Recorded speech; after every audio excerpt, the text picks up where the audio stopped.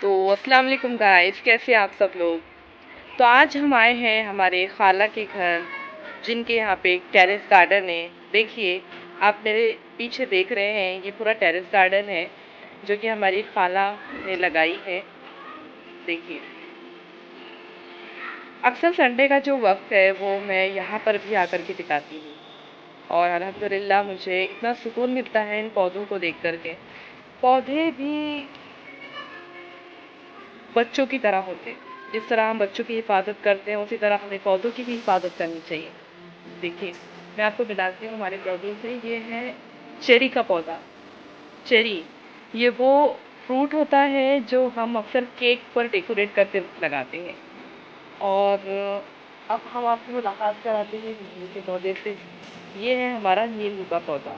देखिए, और ये है कनेर, जिसे कहते हैं कनेर। ठीक है ना। वैसे तो यहाँ पे बहुत सारे पौधे हैं। ये है जाम का पौधा। अब ये पौधा है, बड़ा होकर ये दरख्त बन जाएगा। उसके बाद यहाँ पे और भी पौधे हैं। देखिए, मैं आपको दिखाती हूँ करीब से। ये गुलाब का पौधा है। ये देखिए, ये जो है ये मखमल के जैसा लगता है पूरा।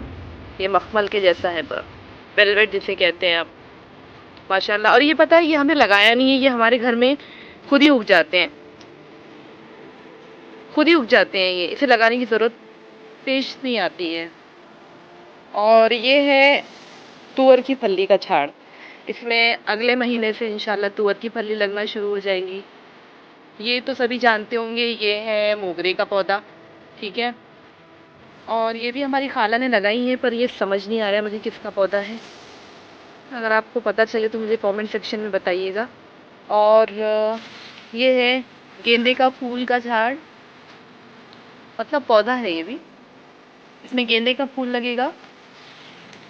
और ये है जवार। जवार पता है आपको कैसी होती है?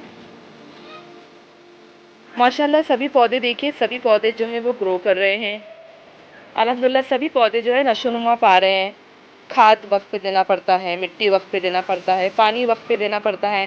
ज़्यादा बारिश हो जाए तो ये पौधे बर्दाश्त नहीं कर पाते, इसलिए इनका बहुत ख्याल रखा जाता है। वीडियो के शुरू में ही मैंने कहा, जिस तरह से एक मासूम बच्चा होता है छोटा सा जो नासमझ होता है, उसी तरह से ये पौधे भी होते हैं। उन्हें माशाल्लाह बहुत देख रेख करके और नहायत उन पे बहुत ज़्यादा तवज्जो रखनी पड़ती है, तभी वो नशोनुमा पाते हैं ना।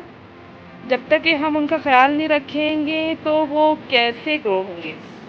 तो अल्हम्दुलिल्लाह ये सब चीज़ें यहाँ पर होती हैं। ये सब से मुझे भी बहुत ज़्यादा सुकून मिलता है। तो देखा आपने किस तरह से ये गार्डन है, और ये गार्डन के पौधे अल्हम्दुलिल्लाह ग्रो कर रहे हैं धीरे धीरे। यहाँ पर मैं अक्सर संडे के रोज़ आती हूँ, और यहाँ पर भी अपना वक्त बिताती हूँ।